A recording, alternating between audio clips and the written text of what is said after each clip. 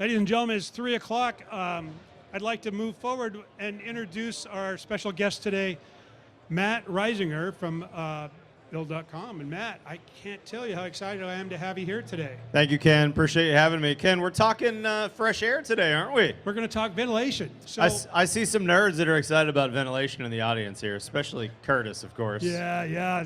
They're just shy of the propeller. I love that.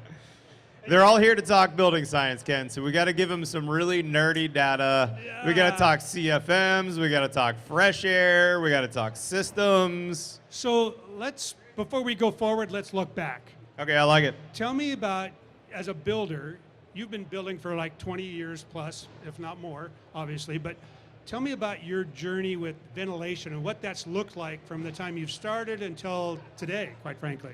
All right, so here's my quick fresh air ventilation journey. Thank you for coming, guys, and sitting in the front row. It's very kind of you.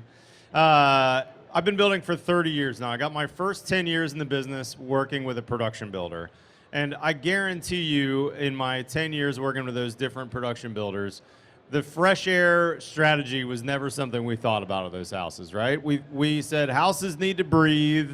And if someone ever asked about fresh air, we'd say, oh, we have bath fans, right? Is that what you mean, right? Bath fans. And those were not very well-built houses. We never did a blower test in those houses, but I'd be willing to bet that every house I built in my first 10 years of construction was probably between a 7 and maybe a 10 ACH50 on the blower door. All my nerd friends, especially passive house friends, know what I'm talking about, but they were leaky houses, right? So fast forward a few years, I started my custom home business in 2005, and I was in Austin, Texas. Austin is a very humid climate. It's very hot in the summertime. We have a lot of mold outside during times of the year. We have a lot of pollen. We have a lot of allergies. We have this cedar fever allergy that my whole family gets. The cedar trees in Austin actually look like they're on fire sometimes. You guys get that in Houston too? The wind will blow, and you'll see this almost like smoke coming off the trees, and that's the cedar pollen. So where I am in Austin, this whole concept of fresh air is maybe something that people actually don't want in their house. They don't want fresh air because maybe they don't want cedar fever. They don't want the pollens and the mold spores in their house. So it's an interesting thing. So I moved there 20 years ago, and I'm building tighter houses. My first house that I built in Austin, Ken, was a full spray foam envelope. And it was the first time I'd done full spray foam. I had a spray foamed attic, I had spray foamed walls, and it was open cell spray foam. And I thought for sure I was going to have like this super low blower door score. I was expecting like, 0.5 ACH50 on the blower door. I'd expect the same thing, yeah.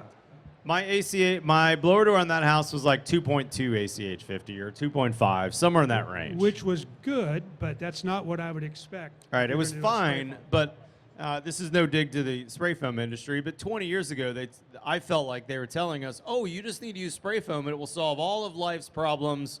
Spray foam it, you're good, right? Well, that wasn't the case because I was looking for lower blower door scores. But when it came to fresh air, that was the first house I'd ever done with any kind of strategy towards fresh air. And what I did was I did an exhaust-only strategy on that house. I actually used one of your products. I used the one with the green light that would turn on when you walk by it.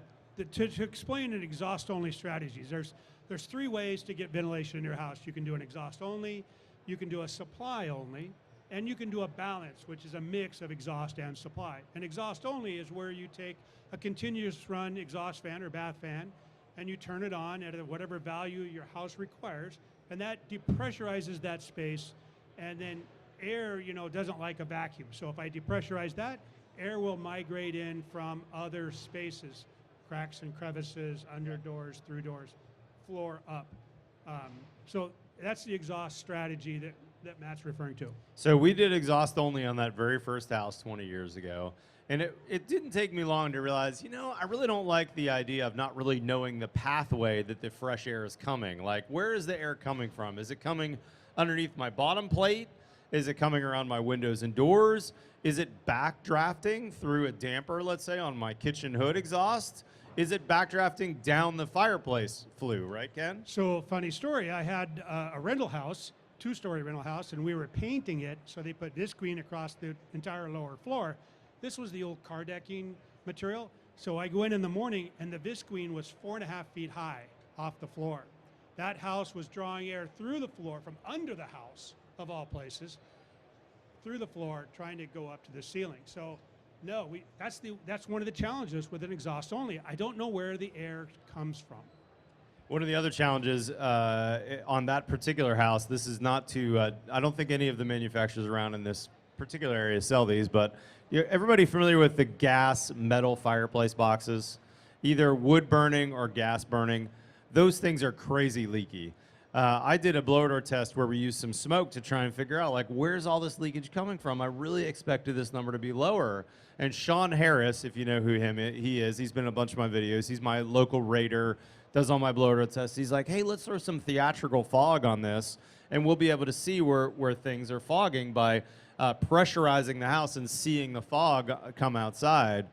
Man, if you were to go outside, that house had one of those side discharge aluminum, or maybe it was galvanized metal, discharge on the fireplace. It was just blowing smoke like it was a hairdryer, just massive smoke. And it was one of those enclosed glass screens with a fake fire and natural gas. And I was like, well, what do I do? Like there's nothing to fix here. There's nothing to caulk or to seal or whatever. It's like a pre-manufactured box, and it was leaky as all get out.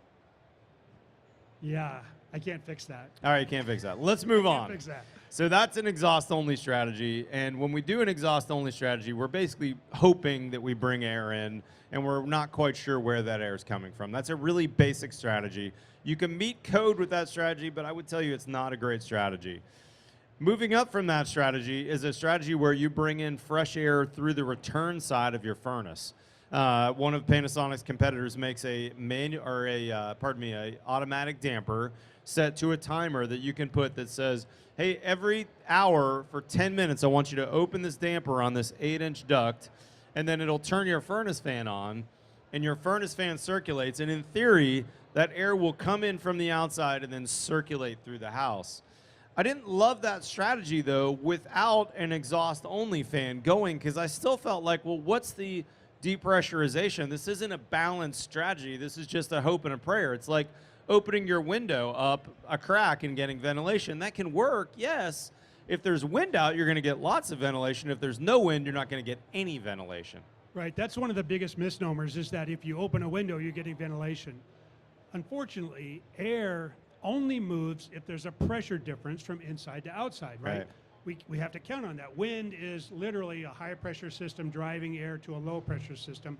So if I want to turn my house to 80 degrees, I can heat that air up, it'll drive it out, I've got air change. Or if I have 80 degrees outside and 70 degrees inside, I open that up, I'm going to get air inside, but twice a day, you're probably going to be at 70 degrees, you'll get no ventilation.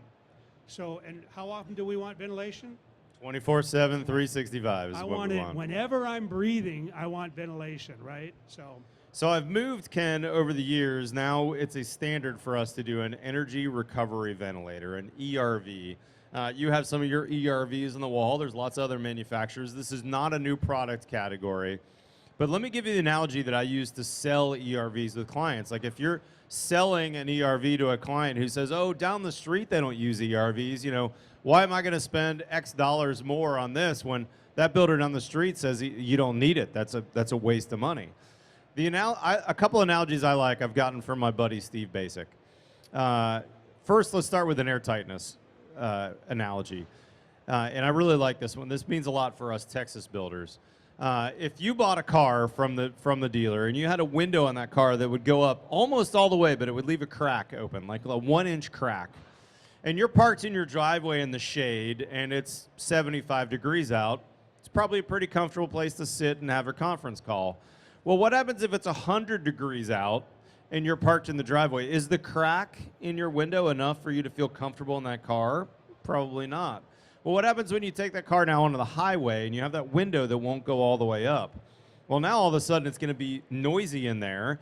Whatever pollen or mold spores or whatever is in the air is going to come into your car, and you're going to have a hard time keeping the indoor environment in your car comfortable, right? In fact, your air conditioner might even have a hard time keeping up if I'm going 90 miles an hour on a toll road in Texas with my window and 1 inch crack and it's 100 degrees out. So, So air tightness, sorry, let me just, one quick thing to finish the analogy. So air tightness for me is not necessarily about energy efficiency or savings. For me, it's gaining control. We want to gain control by closing the window and then bringing the fresh air in on our terms. so one of the things I've read about people and humans in general is they want two things in their house. They want comfort and safety. That's right. So if you have to leave a window open all night, is that the safest application, perhaps? And if you have random air coming in from one side of the house, or if I have solar heat gain from one side and cooling on the other, is that your most comfortable application? Probably not, right? So trying to find this happy balance, but still allow you to sell your house at a price point is really, really important. And Yeah, I mean, ultimately, this is not an energy efficiency play. This is a comfort and a health play. And I think that we have clients that are primed to want to spend more in their health. Like, ask your clients how much they spend on their gym membership, right? My gym's $300 a month, but I'm in my 50s and I have $300 a month, so I'm willing to spend that on me. I may not have had that when I was 30, right? I didn't spend $300 in the gym. I didn't go to the gym when I was 30. But now that I'm older and I have the money, I'm prioritizing my health, and I'm spending time at the gym 3 mornings a week, even though it's $300 a month to go to that gym. So I think our clients, if we give them the choices and we educate them on why this is important, I think that they will make the choice to do a healthier house, to do a more comfortable house, but they need to be educated on it. And then frankly, what they're gonna do is they're gonna go to your competitor down the street and go, hey, Matt was telling me about their fresh air system to bring fresh, filtered air into my bedroom all night long if I live in one of his houses. What do you guys do? And that builder's like, oh, you don't need fresh air. That's stupid. You know, houses need to breathe. Well, that's nice and all, but what if I want my house to breathe on my terms rather than breathing all the time? Well, that builder doesn't have an answer for that. And all of a sudden, you that were telling them they should spend $2,500 on this upgrade looked like the really smart builder who cares about their health. well, then $2,500 is pretty inexpensive if you have somebody who's compromised in your family, right? Yeah. I mean, just looking at someone being uncomfortable from pollens, for example, what is your refuge for pollen? Yeah. I mean, you know, what is your refuge for humidity issues in your house? And to you as a builder, you know, what do you do about humidity in your house? How do you manage that once you've walked out of the sale process? And Johnny Homeowner's in there, what is his skill level for owning and operating a house? How do you protect yourself? Oh, I'm glad you brought up humidity. Let's talk about that for another minute. In that same analogy, we got this window in our car that won't go up. It's an inch from closing. I can't close that window all the way. What happens when it's humid out? Can I keep that humidity? Can I reject that humidity from my house if I have a leaky house and I can't control whatever happens with the air? We want to gain control by closing that car window, building a really tight enclosure, and then we want to bring fresh air on our terms. You know, if I look at those Panasonic ERVs on the wall, there's 4 ports on that ERV. Only one of those ports brings fresh air into the house. One, probably the top right port, is bringing that fresh air in. The other 3 ports, though, are pretty important because one of those ports brings air from the house and sends it to the outside. And in between that, there's a crossover of that air in the ERV core. I think they have some cores out on the tabletop here. And that core is going to move the humidity and the temperature between the 2 streams of air. So it's actually going to reject some of the humidity. Where I build and where Curtis builds in Texas, it can very easily be very humid out, even if it's not super hot out. So like in the spring, a couple weeks ago, the temperature was pretty nice out in Austin where I was. It was like 60 degrees.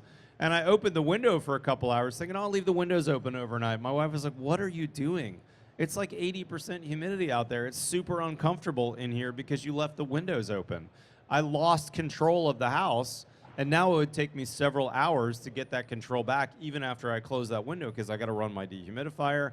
I have to do other things to mitigate that humidity. The other thing that's really special about humidity in particular when we think about tight construction, and this is for my southern builders, maybe not you if you're in Virginia, but if you're in the South and you have a leaky house that builder down the street builds, don't forget when that air leaks in, piggybacking on the back of that airstream is a lot of humidity. And what happens when that air leaks through the wall? And this can happen even in Colorado. or other climates too in various times of the year, not as much as our climate zone. But when that air leaks through the wall, and that air outside is, let's say, 75 degrees and 80% humidity, or 80 degrees and 80% humidity, when that air leaks in, what are we doing in the South most often from our air conditioning perspective? We're cooling. And the problem with cooling is that we get a dew point situation many, many times a year where we can condense that water coming in. Just like if I had a water cup here, and we would see, even in this environment that's air conditioned, if I had a cold glass of water, we'd see dew forming on the outside of that. That same thing can be happening inside our walls. And so we don't want moisture to happen inside of our walls. And one way that we prevent that is by having really tight houses when it comes to an air perspective, so that we don't have condensation issues. So as a builder, you spend a lot of time managing vapor drive. And I want to jump back to the ERV and how the ERV works. The ERV, actually, we love vapor drive, right? I take a hot, humid airstream on one side and a cooler airstream on the other. And what do we know about natural physics? Hot moves to cold, high pressure moves to low. So I put a fan on each of those airstreams. So now I'm really amping up that pressure. So I'm going to exponentially add pressure into the ERV on each of the airstreams independently. And now I take that vapor drive and I multiply it. That's how I get water vapor to transfer between those two airstreams. I'm literally driving it across. So I'm going to reject that excess. Remember, the ERV just wants to find balance. Once I get the same amount of water vapor on each side of it, the ERV just sends it back out. So if I have excessive water vapor outside, it drives it to balance, sends it right back outside. So I don't wind up bringing all that water vapor that you're seeing coming through your wall because it's hot outside and cool inside. And let's go back to that word that you just said, balance, because that's a really critical word, right? You know, when we talked about my fresh air strategies from a decade or two ago, none of those strategies were balanced. If we're just exhausting air, that's not a balanced strategy. The beauty of an energy recovery ventilator is it's a balanced system. You can make a slight imbalance if you want, because there's actually two motors, just like Ken said on there. So we could slightly depressurize, or the opposite if we want on our houses, but we have two fans, and so we're always sucking some air out of the house and we're always pushing some air in. I've got a personal example for you, Ken. At my last house that I lived in prior to building a new home, I had just an exhaust-only strategy. And I have a daughter that used an inhaler for years, suffered with asthma issues, and would have to use her inhaler a fair bit. It was a house that I'd remodeled, and after my remodel, this remodel was like, at this point, 17, 18 years ago. Later on, I came into the blower door. It was around a 3 ACH 50, so, you know, code built for most of us around the country. I had an exhaust-only strategy. Yeah, go ahead. But you probably did everything right. You did low VOC paints. You pull all the carpet out? You know, you did everything right with someone who's compromised. I did, to the best of my knowledge at that time. Yeah, yeah, and still. And still, she needed her inhaler, and she still had allergy issues. Now, this is not a scientific study. This is the same girl in a different house. We've lived in my new house 4 years, and she hasn't used her inhaler since. My new house is around a 0.60 ACH 50, so right around passive house. Actually, it's 0.65, but don't tell anybody. I haven't put a backdraft damper I need to get to that 0.60. So I have a pretty airtight house, but I have a full-time ERV running. My ERV, which is up in my attic, has a duct system that pulls air out of the wet and stinky areas of my house, so my laundry room, my bathrooms, anywhere that I want to exhaust air or where I might have used, let's say, a Panasonic bath fan in the past, my ERV is pulling out of those areas, and all day and all night long, it's puffing in fresh, filtered air into my bedroom spaces. So now when I sleep at night, the outlet that is bringing fresh air into my bedroom is about 10 feet from my bed, and I've got like 30 CFM coming into 25 CFM coming into my bedroom of fresh air all night long.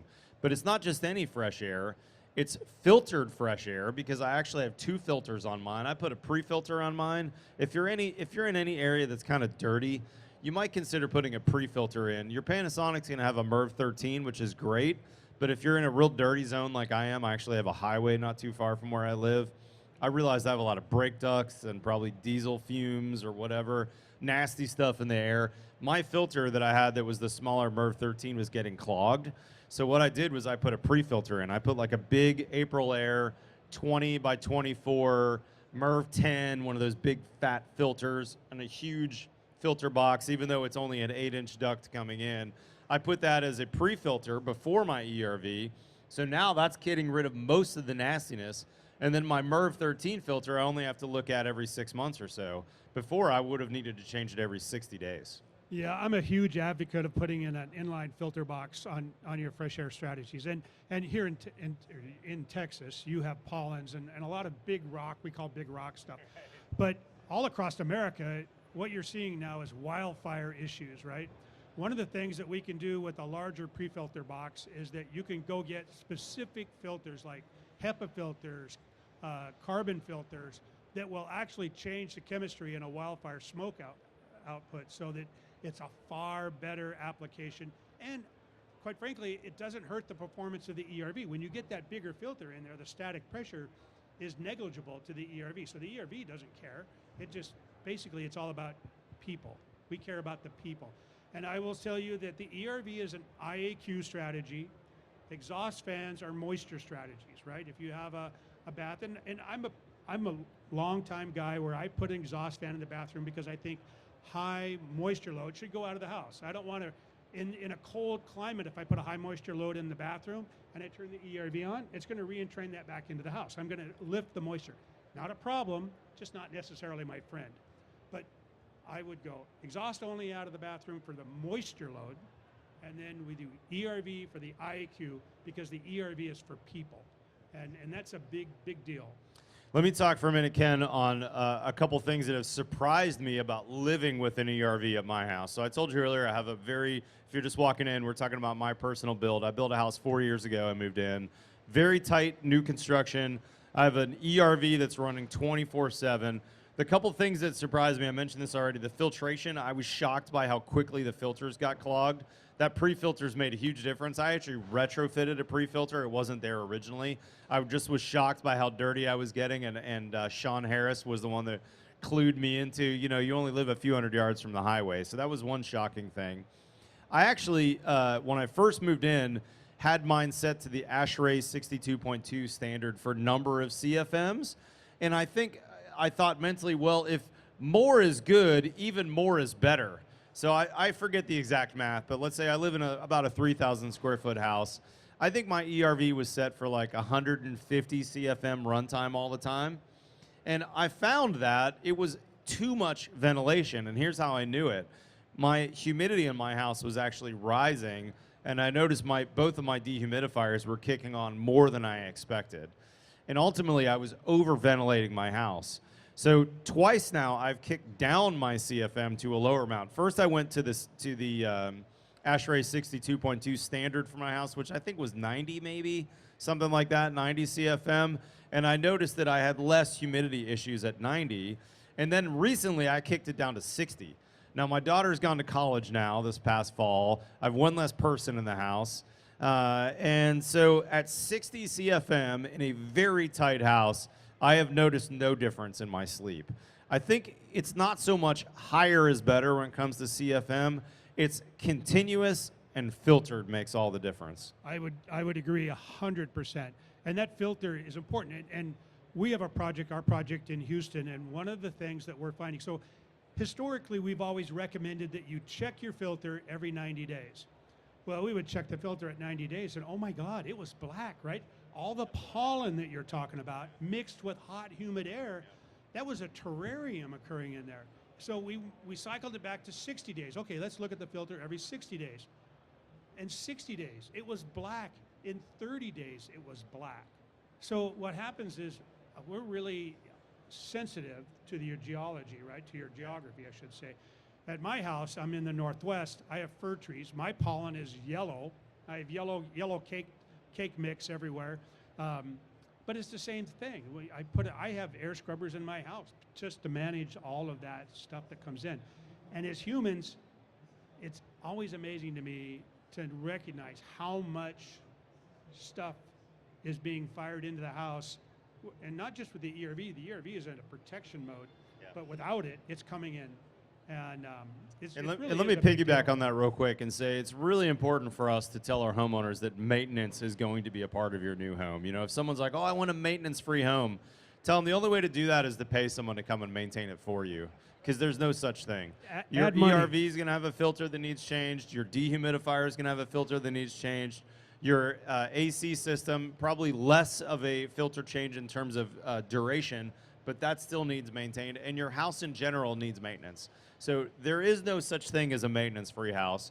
And to be honest, know that you're setting yourself up for, if you're using a Panasonic ERV and you're not going to pre-filter it and you're in a place that has a lot of pollen and mold spores, you might tell them, hey, we're going to check it at 30 or 60 days. And even though the manufacturer, whether it's Panasonic or anybody, says this is a 90-day filter change, if you live by a highway, it's not a 90-day filter change, right?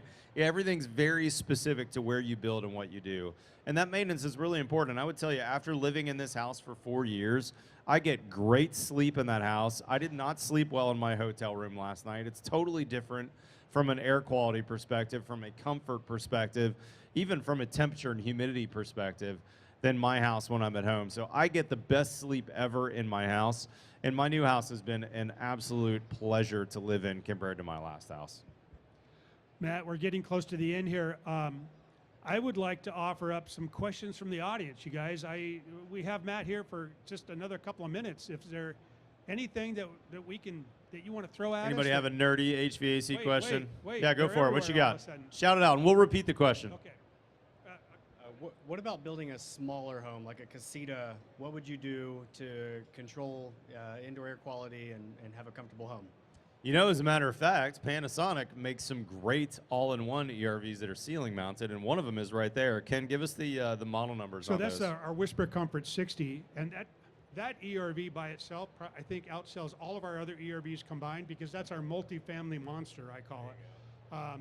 Literally, from 20 to 50 CFM, anything under 750 square feet, that is the lowest cost, balanced, filtered strategy available today on the market, bar none. There are nobody else that can get tested that will test and be qualified at that rate. And I'd piggyback by saying, you've always heard me say, build tight, ventilate right. We want a really tight air enclosure. We want to close the window on that new car so we have a really tight enclosure. But then we need that filtered fresh air. And don't think you need their biggest model. Most likely, you do not need the biggest model in the catalog. Right. My experience has been, I overventilated thinking that'd be great, and I didn't need it. I went down to what ASHRAE 62.2 called for, and that was even too much. I went down to like 2/3 of that, and I've been in good shape. So most likely, you don't need the biggest unit. All ERVs are scalable, right? From 30 CFM to 150 CFM, or whatever that value might be, 50 to 150. They're all scalable. So don't feel like you have to have the biggest thing, because they're also the most expensive thing. At the end of the day, I need you to sell your house. I mean, Matt, I need you to sell more houses. I mean, we're in the U.S., we're short 4 million houses right now, and I need you to sell a safe, comfortable house. So was there another question I saw? I want to piggyback. Hold on one sec on that. I forgot to mention in my house, I don't have any Panasonic bath fans because my ERV is doing my exhaust duty in my bathrooms. And I was a little worried when I first moved in that my kids wouldn't hit the boost button. You know, I have a boost button in each one of the bathrooms. They're supposed to hit the boost button when they get in there. And I realized not only do my kids not do the boost button, I don't even do the boost button. But you know what? That ERV running 24/7 out of that bathroom, even though it's a very few CFM, I want to say I'm maybe at 15 CFM out of my bathroom, something like that. My shower drives lickety-split in my house. And I've never had a problem seeing my kids' bathroom not have moisture get out of there. Because the CRV is running all the time on a really low speed, I almost think half the time you don't need boost mode. Question. Yes. Just your opinion, advice on one unit maybe versus 2 units in the house. Okay, so the question is 1 ERV versus 2 ERVs. I'm going to take this a little broader and say, in general, if we've got houses that are very separated, we want to treat those as 2 different zones. So it's a hard to answer question without knowing if this is a 10,000 square foot house or a 2,000, 4,000 square foot house. Here's a real life example. I built a house a couple years ago that had two distinct wings, and it was kind of connected by almost like a dog trot style hallway. And it was a pretty small hallway. And I thought, well, I'm going to just do one dehumidifier because moisture moves from more to less, and certainly the moisture will move through that hallway. We came back and retrofitted a dehumidifier on the other side of the house. So the same probably is true with ERVs. You really want that ERV to dump the fresh filtered air into bedrooms. So if you've got a bedroom in this wing and you've got a bedroom in this wing, you probably need two. And you might be better off with two small ones than one big one that you're trying to run ductwork over from one side of the house to the other. And as a side note, the last house I built with one HVAC system for a 2-story house is the last one I'm ever going to do with that, and that was almost 20 years ago at this point. If you have 2-story houses, I don't care what you do, it's really, really hard, especially in Texas, to not have very stratified air and have very unhappy clients. So I always advocate for 2 smaller rather than 1 big. So I'll lean in towards the mechanical code for you. The mechanical code, when we talk about balanced, they want the fresh air to be balanced and distributed. So literally, I have, depending on the code jurisdictions, I have builders who will do 2 of the Whisper Comforts, 1 in each section of the house. Now I'm zoning the house, and I wind up with, a lower cost install. Is it the best? It's not the best, but at the end of the day, they can sell the house that meets the code, and it gives that air quality. Yeah, and those that we Whisper need. Comforts put that by the return air on your furnace, and every time your furnace kicks on, it's sucking that fresh filtered Exactly. air and putting it through that whole distribution And system. redistributing, yeah. And it's a very inexpensive way to get balanced fresh air to your new construction build. So on the new construction side, we build tight, but on the, if we have an addition or a complex remodel, we might not be able to put, full exterior insulation or, get that score up or down. So Yeah, your blower door score, you mean? Exactly, yeah. So in that situation, what would you recommend, or what, is there anything that you can recommend? For fresh air in particular? Yeah, or just a system that a strategy. What would Strategy. be the strategy? All right, let's go back to the car analogy real quick. I take a lot of phone calls as a builder in my car, in my truck. And if I'm parked in the shade and my windows are down, even on a hot day, I can probably take a phone call in my truck. But let's say it's 75 degrees out, pretty mild day. I put the windows up. I build a tight house. I put the windows up. And now I sit in my car. How long does it take you to get uncomfortable? Not very darn long. You're not doing a whole Zoom call in your car with the windows up and the engine off. As soon as I turn that engine on, even if there's not necessarily air conditioning kicking on, there's something about that air movement, that fresh air. Cars have been doing fresh air for how many decades now, and yet it's new for us in homes, right? And how much time do you spend in your car versus your home? And your car that you're in for 30 minutes a day has a fresh air strategy, an in-cabin microfilter, and your house that you're in 23 hours a day doesn't have any of those systems. So even on remodels, I would say, where you've got kind of a leaky house, that leaky house isn't very fresh when it comes to the air. It still has that stale air, unless it's windy out. So you only live in the house when it's windy out, and you're good in a leaky house, right? But if it's not windy, that house has pretty stale air most of the time. So I would say on a remodel situation, if you can't tighten the envelope, that's still a great house to put an energy recovery ventilator in. Yeah. And by the way, as a side note, Panasonic's done a real good job this year in all their marketing of saying, hey, these ERVs, these are for everywhere. Like, I think you have it even maybe stopped making or stopped talking about HRVs. HRVs, heat recovery ventilators, they don't move moisture. ERVs, every model you see on the wall here has an energy recovery ventilator, an enthalpy recovery ventilator. It moves moisture. They work just as well as they do in Canada as they do in Texas. So in general, your default choice should be an energy recovery ventilator, not an HRV. Right. I'm going to go back to your point real quick, and I'm going to suggest that it's a bigger conversation with your customer about what they want for an outcome, right? Your customer deserves a comfortable house, right? So if you're going to do a remodel, that should be a large part of your conversation is what's going to make that a more comfortable property. I mean, they're remodeling for a reason, right? They've already got a pain point. So let's get that into the conversation. And that way it's not such a, there's less conflict in the end process. Yeah.